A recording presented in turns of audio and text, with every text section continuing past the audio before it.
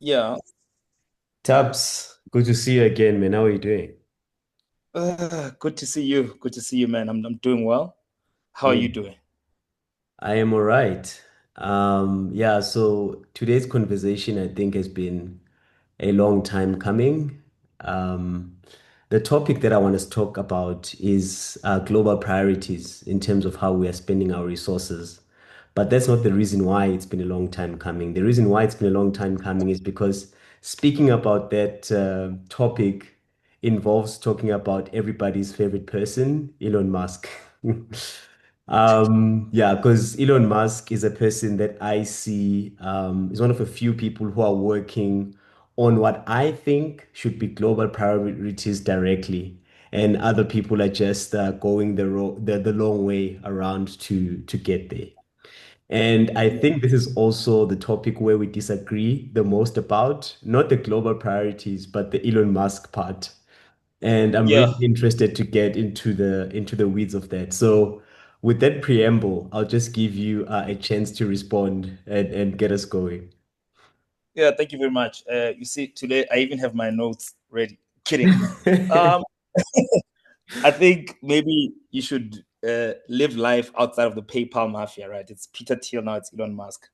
That's not good Ah, for you. good point. But Good point. I yeah, was gonna go for who's this guy? The Porter guy who went to UCT and then went to Rolo the PayPal. Porter, who's Yeah, the head of Ronald software, I think. Porter. Yeah, we're gonna Yeah. do him next time. Yeah, it's a very terrible. Yeah, But look, yeah, go let me ahead. answer this question better. Let me answer this question better with a far different framework, right?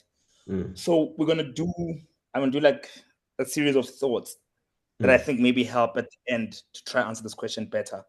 I think a lot has been said about Elon Musk. Like, I don't like the guy, mm, but maybe if I put it this way, it works better. So a thing called normative determinism, mm-hmm. right? And what it technically says is what someone is named, most likely they end up in that profession, whether it was deliberate or it was just a mistake. And a good example of this Mm. is like Usain Bolt. He's the fastest man in the world, and in English, Bolt means like very fast in one of its Sure, synonyms, right? sure. And the reason why I want to start with normative determinism and try build down Mm, is to say there are people in this world where, like, I know, like in African culture, like lento leba, what your parents name you has that connotation of you'll be that person in future, yes, so your right? name determines your fate, so to speak. Your name determines your fate, yes, Yeah. right? And we can there's a whole expanded notation on this whole culture of your name determines your fate. Now, below that, right, I then go back and I say, in that whole normative determinism, I don't know what the word is, but right, there are people whose names are the antithesis and the thesis of what they are. And a good Mm, example of this is Mr. Beast, right? Mr. Beast, if mm, you look at the word beast in connotation, it's like very violent and whatever. mm-hmm, But he goes around and he does all this charity work and it's like, oh, this is great. Like, it's the antithesis to Mr. Beast. It mm, doesn't make sense. mm, But mm, then inversely, you can say, well, this dude is literally breaking all the societal norms by using money to destroy people's lives, whether for good or bad, it is up to you to decide. So he says, mm-hmm, I want to do games in real life, and the winner gets $100 million. Like, oh, this is real life changing, but mm, you're literally doing a dystopian version of this thing. sure. Now, at the bottom of this thing, then I then simply say, which is then answers your Elon Musk problem and all these other guys. Mm. Reputation is a lagging indicator of truth, What right? is a lagging indicator of truth? Reputation, like people's reputation. Imitation, imitation, Reputation, reputation. reputation. Got it? Yes. Hmm. Reputation is a lagging indicator of truth. Sure. So, what this means is that societies, institutions, and whatever spend a lot of time building reputations around themselves Mm-hmm. for whatever reason they might want to be, Mm.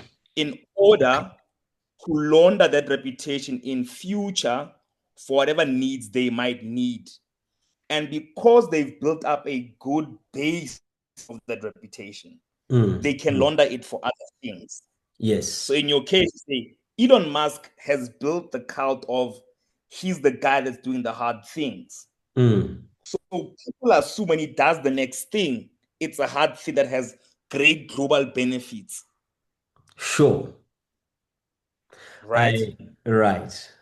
Let me finalize this thesis at the end, Sure thing. which then means at the bottom, like the ancestral level of this, is that humanity then sits in two phases, right? You as a Mhm. person have to do two things daily. You either need to figure out, is this deception, or how can you detect if it's deception? And that's your job, literally. Mm. Because all we are doing in life, in all in our interactions, is that are we deceiving? Are we detecting? Mm. That is all. At the base of anything that you interact with. Yeah. And that is my start to the conversation. And you can, from there, you can go in any direction with your friend Elon Musk. I think I see where you are going or where you wanna take the conversation, right? And some of the points that you spoke about. So I think in your version of the world, Elon Musk built up this reputation that he knew he was going to have to spend later on when he started doing questionable things, like as he has recently, right? And Yeah. maybe let me present my thesis, and I will present my initial picture of the man, and I will also present what I think of the man today. And I think you know how my thoughts have changed there.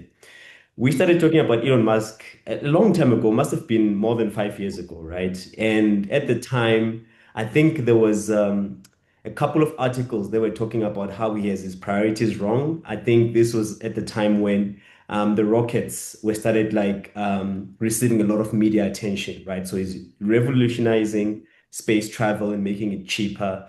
And then people were like, what is this guy doing sending rockets to space when we have problems here on Earth that we need to address? And I think that's what Yes. kicked off our conversation.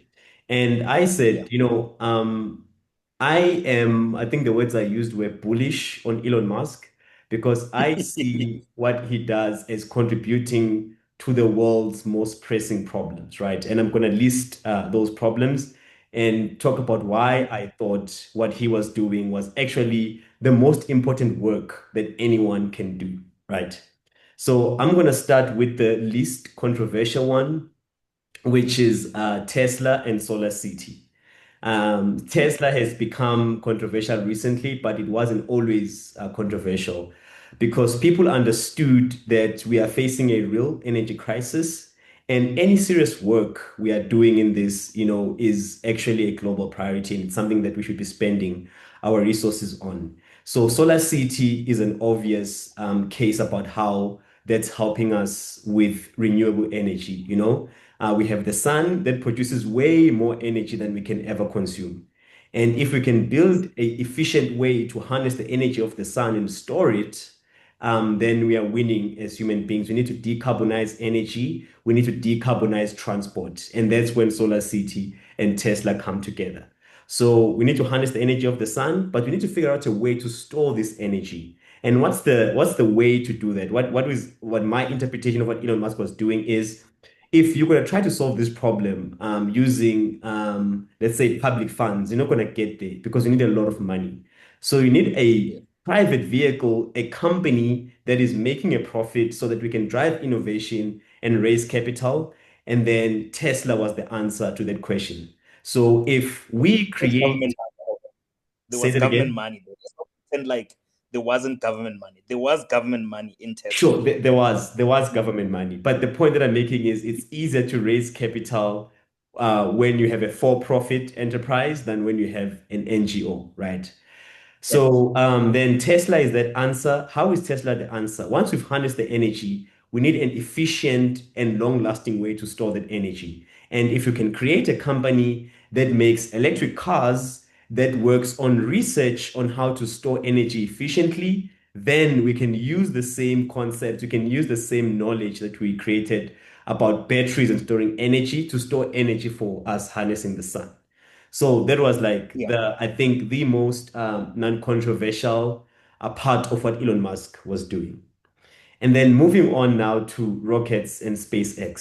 So now this is starting to get controversial to people going back to that comment of why are you busy building rockets when we have problems that are serious here on Earth? People are starving, people are dying of disease. What are you doing? And then what I said to you was like, actually, that is one of the most important things we could be doing with our resources. Because right now, if there's a global catastrophe, we are looking down the barrel of World War III right now, potentially. It's been coming for a couple of years.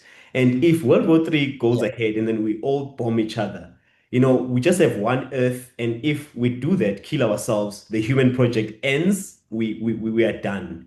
But if we diversify, right? So we have human beings on Earth, we have human beings on Mars, we have human beings on the moon. Now we have three bases for humanity. And if any of these bases is destroyed, the other two can start afresh, right? And forget about man-made disasters. Now let's talk about like an asteroid hitting us, which is a risk that we are facing. I think there's like is it a 1 in 10 probability of an asteroid hitting Earth every 100 years or higher than that? If something like that Whatever that happens number. again, human project ends. But if we figure out how to get to space, if we figure out how to colonize other planets, if we figure out how to colonize the moon, then we've diversified and then you've decreased the chances of extinction, which for me feels like a very high priority. And then moving to Elon Musk's most recent endeavor, which was the biggest point of contention between us. You Free. understood the decarbonizing of transport and solving energy scarcity. You understood SpaceX, and then with X, you were skeptical from the go, right? Because I remember coming to you, I said, Elon Musk is trying to protect free speech, right? So we have this weird place where we've landed where liberals are controlling the media, and now they are doing what conservatives used to do, which was limiting freedom of speech, right? And Elon Musk is becoming a defender of free speech, and that's why he's acquiring X. And you were like, bullshit from the get-go.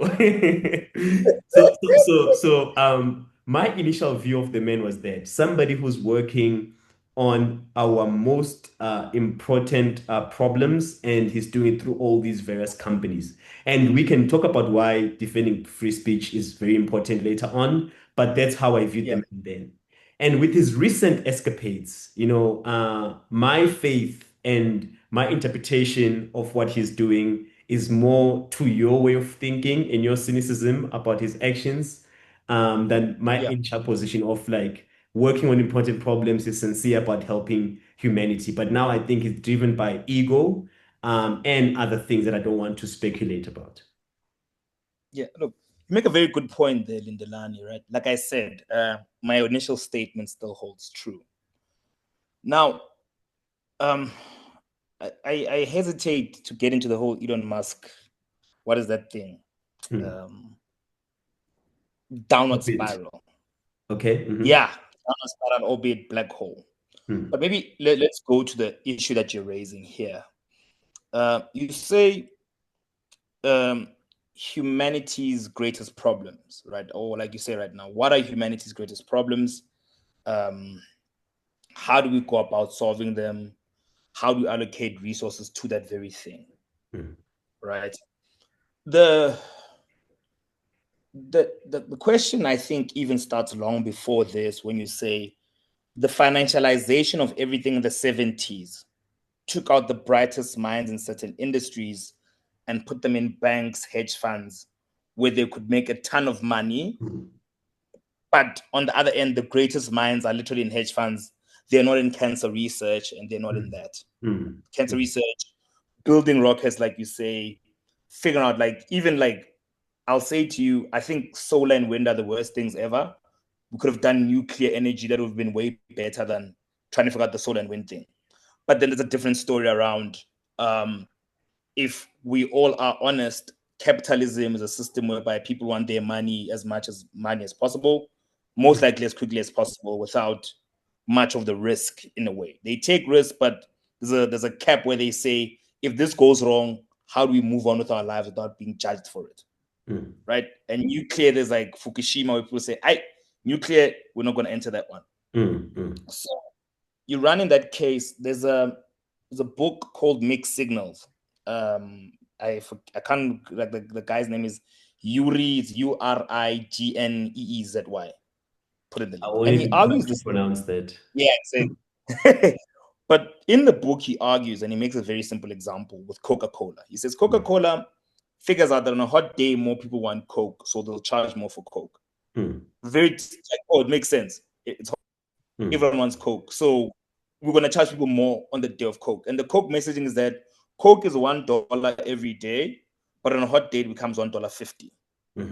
Right? And then Coke is like, oh no, this is corporate greed, this is whatever, we're not going to buy Coke, and so people boycott Coke. Coke then realizes, and they switch the message. They say Coke is $1.50, but on a cold day it's $1, because the inverse is true. Now, if you're able to frame the incentive correctly, the behavior that you get on the other end is that problem of what problem do you want to solve? Or maybe let me say, society then begets what it celebrates. If we look back in the past 10 years, the thing, if you're saying like people like Elon Musk and egos, he finds himself, and I think a lot of them find themselves where influencers are the notion of what people will be. 30 years ago, if you once asked someone what they want to be, you hear things like businessman, doctor, accountant, engineer, because that was where somewhat the thing was. Today, you're looking at people who are just on YouTube. No offense to them, but like the notion of what success looks like and the notion of what is celebrated and rewarded then becomes an issue of how do I capture resources as this person and drive them in a way that I want them. You then find yourself most likely going to get into muddied waters, because there's no way the influencer is going to worry themselves about free speech and SpaceX and all of this and all of that. They're just working on dopamine and fun. You then walk into that terrain and you realize the only way I can keep these people where I want them with the resources that I control is to be an influencer or work on the influencer model.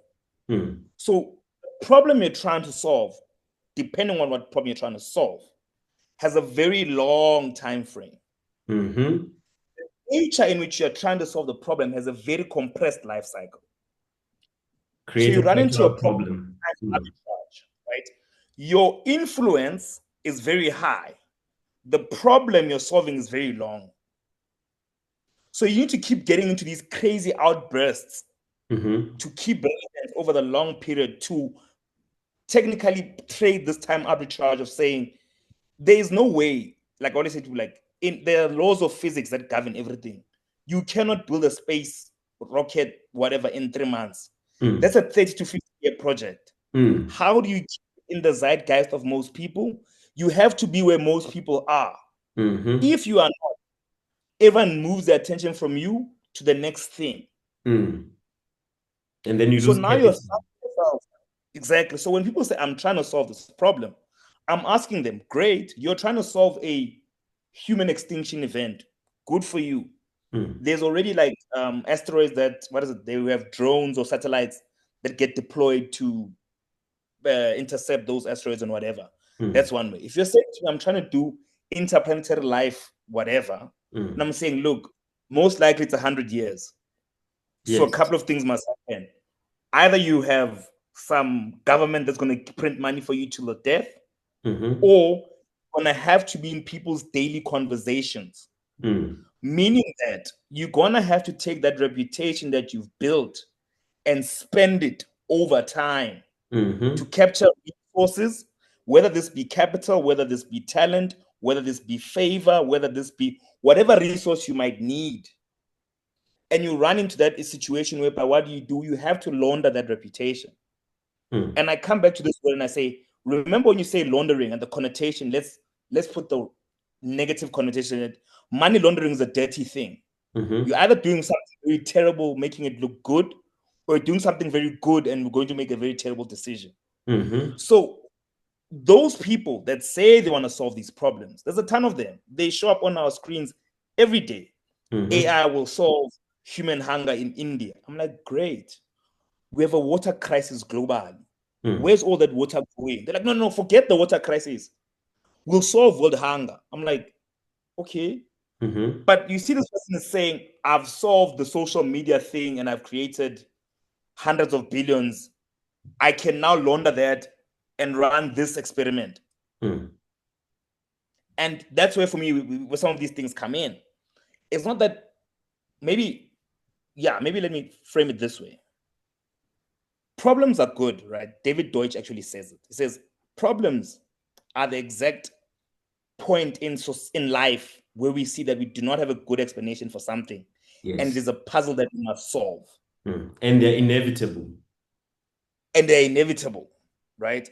The problem right now, there's an article actually, I'll find it on the New York Times, they're saying the problem right now, what we have done, that's why I say the things we reward in society, we have rewarded people say they will solve the great problem first. Mm-hmm. So people say, I will solve that hunger. And you say, great, give Lindelani everything. Mm. But then the long term is like, Lindelani, actually, how I'm going to do this becomes a very drudgy and no one wants to be involved in that. Mm. And because now you have a script on how to run the algorithm, run the attention spans, run this, run that, Lindelani has figured that thing from start to finish. And we end up in these cycles where people just do dumb stuff Mm. and no one knows why. Mm. All right, so that's quite a landscape you've laid down there. But what stood out for me is this point about the allocation of talent that feels like a gut punch, right? So you were talking about the allocation of talent to cancer research versus all other domains where it can go, right? And I have always said that there is an under allocation of talent in the public sector and an over allocation of talent in the private sector. And you're actually right. Like talent ends up going to things like financial markets and hedge funds, and they end up just making money for themselves. All the smartest people, not all the smartest people, but a significant number of like the brightest minds are just like out there optimizing money making algorithms, which is a huge loss to society in terms of how we could be spending that human capital. And it goes back to what you said, like it's we society begets what it plants, right? So we make all these movies like The Wolf of Wall Street, and we glorify and we make these larger than life characters that just make money and they say greed is good. And that's what we grew up watching, and we want the suits, we want the Ferraris, we want the drugs. And it's only after we get them that you realize that actually I don't want the drugs, I don't want the Ferraris. I want more. I want to cultivate my spirituality or whatever else. And the reason why this is a gut punch for me is, you know, I have a choice of how I could be using my time and my talents, right? And I am not currently using my talents to solve society's biggest problems. I did do it initially. I did it for about 5 years, where we met at Umuzi working for an NGO that actually made a difference. And I do believe in Umuzi's mission up until this day, right? And when I was doing that, I hit the problem of now having to think about retirement, having to think about buying a car, having to think about buying a home. And depending on how you ended up in the NGO space, you can either make enough money to get all those things, or you're just stuck in a low salaried job.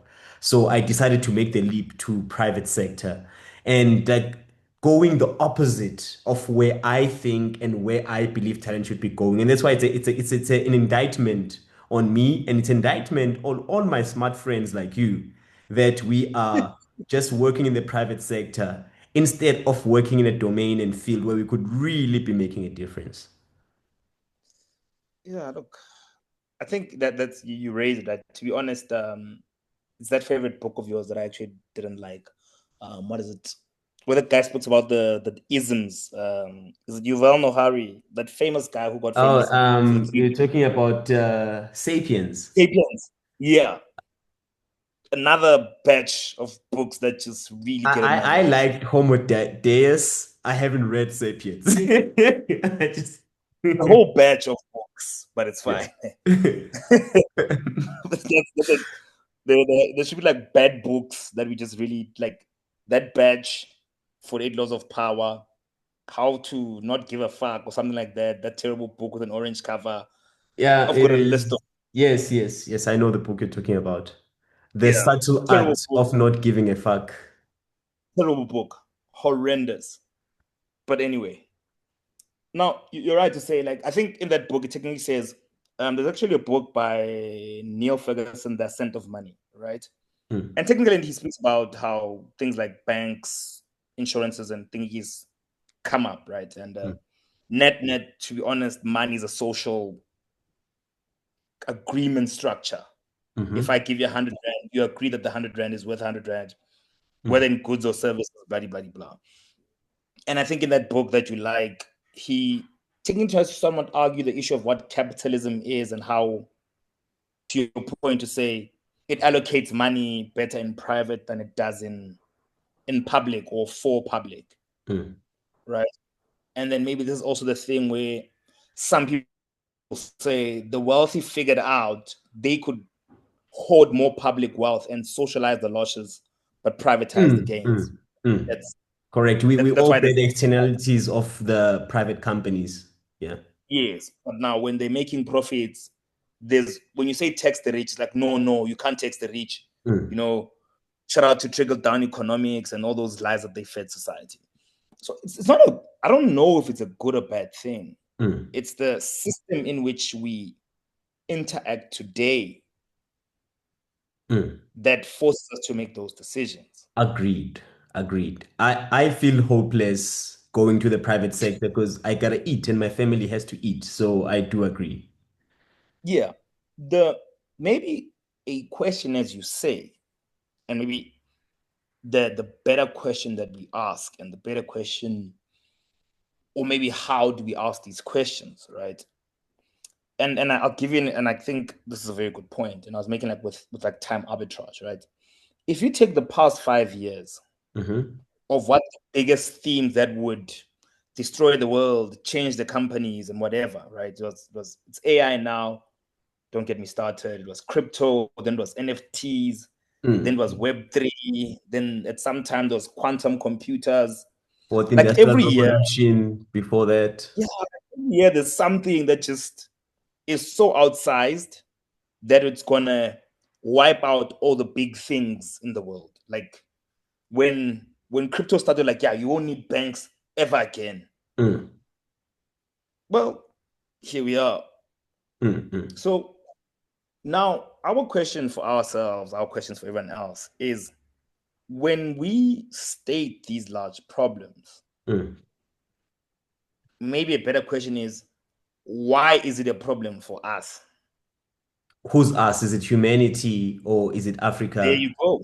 Mm, There you go. Because I think when people, like, we're all guilty of this, like, oh, people are hungry and you must solve this hunger matter.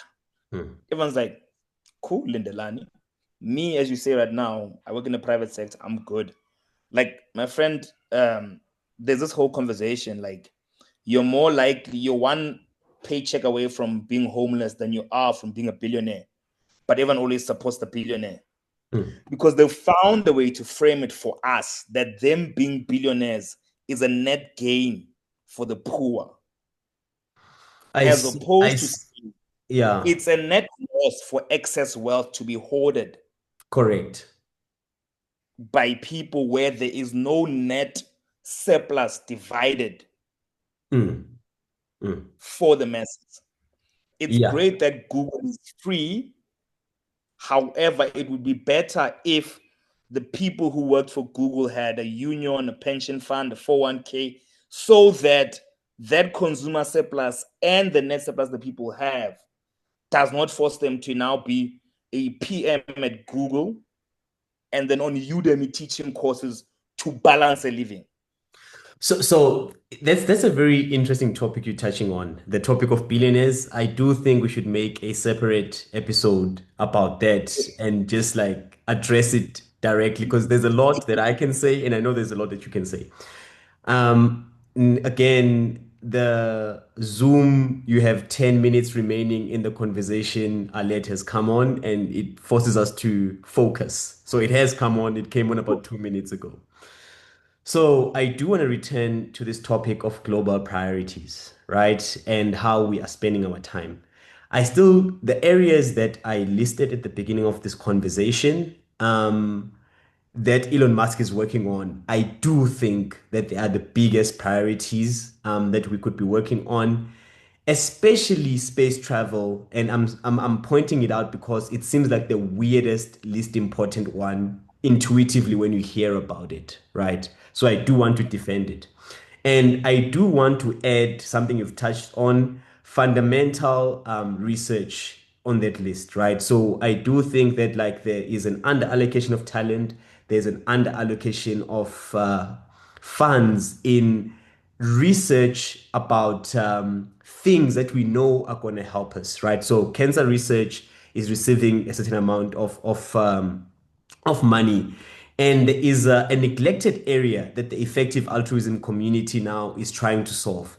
Preventable disease in Africa that the Western world does not have to face because their standards of living are high.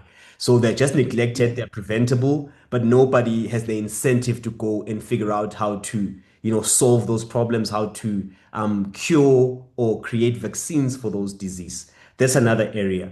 And an area I want to add that's going to be highly controversial and even more weirder than trying to get human beings on Mars is actually trying to cure death.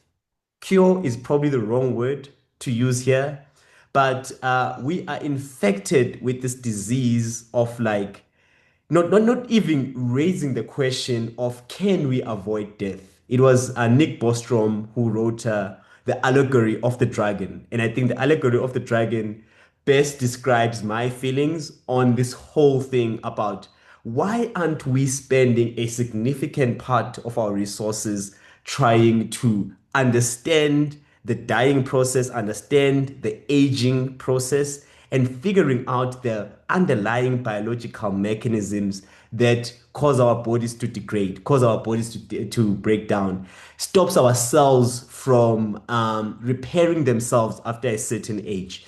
There's already research in this area that is happening, but it is not nearly enough research, right? And there isn't an inherent fundamental reason why we can't solve any of the problems in the dying process, right? They're very hard to solve, but there is nothing that says we can't solve them. Yes, dying by accident can always happen, but the natural causes of death, we can Yeah. spend a significant amount of time and resource thinking about it. If the answer is that there is no answer, that's fine, but we need to investigate the question. Yeah. Look, I wanna add. There's a thing. It's called wiki Sorry, something. Thapelo, I I'm can't going to remember. interject. We have 5 minutes left, and I do want to get your view of what your opinion is on the global priorities and how we should be spending our Yeah, resources. Sure. definitely. I'm gonna give you this one quickly. There's that. I'll send you that link where like it's a list of problems technically, right? Mm. As you say. I think on a priority basis, here's one, right, that I feel like I ran into by design and mistake and whatever. Mm. Feminine health, right? Remember that for the longest time, it's only recently that we're actually studying medicine or health from a female standard from women. Because the longest time we've studied women from a male perspective. Male So that's like physiology. literally one half of, Yes. yeah. That's one half of society that if we can understand their health and whatever better, kaboom, there's Mm. great for society. So that's one. Mm. Two, there's an actually something that I really love. It's like a blind passion of mine. It's animals, right? Mm. There's this paper we're studying. They're looking into creating a interspecies communicating structure. Because if you Interesting. think about it, yeah, I'll share the link. It's a beautiful paper. Assumes a lot, though. It assumes a lot about animals That's the and whole point. us. Exactly, but that's a good point to say if you're looking at a problem, if we live with animals everywhere and they communicate, they make all these sounds, Mm. logically means that you should be able to decode the sounds that they make and you should be able to communicate backwards. Mm. Mm. Thirdly, the last one that's really like very simple. I don't get the space thing, I get it. There's an ocean out there that's literally on our doorstep. You're from KZN, dude. Like you walk across the road, you're at the ocean. No one understands the ocean and what's there, Mm. right? deep ocean mining is severely underinvested. And Hmm. there's so much that if we could understand from the ocean, some of the problems that we have, we might be able to resolve without even bothering space for at least another 300 years. Now, you can have your extension of Elon Musk can play his rockets, but Mm, we can literally figure out what's in the ocean or whatever. There was a recent discovery by the Chinese scientists about something on the ocean floor.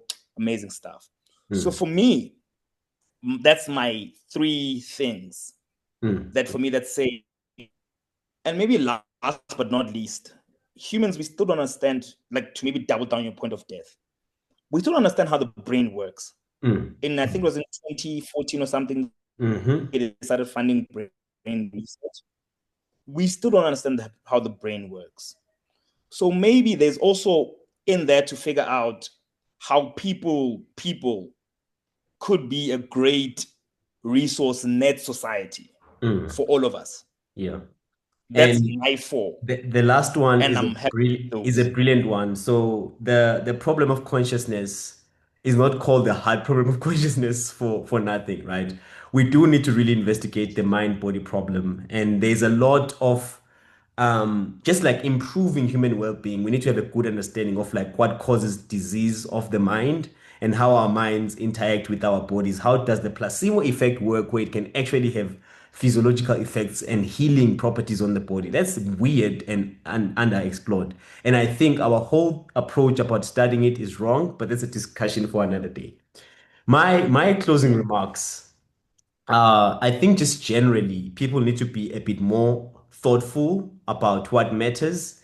And we get this quick to criticize things we don't understand and vilifying people who could be heroes when they should be supported. This weird guy is trying to solve death. What a weirdo. We should boo him and throw tomatoes. So we need to be more reflective. Handing over to Yeah. you to close off. Less than a minute left. Great. Yeah, less than minutes left. Look, I think it's always quick to say humanity interacts with two characters over time. Mm, It's the magician and the illusionist that blind you to how you think the world works. That's your mm, Teslas and whatever when they do all these crazy stuff.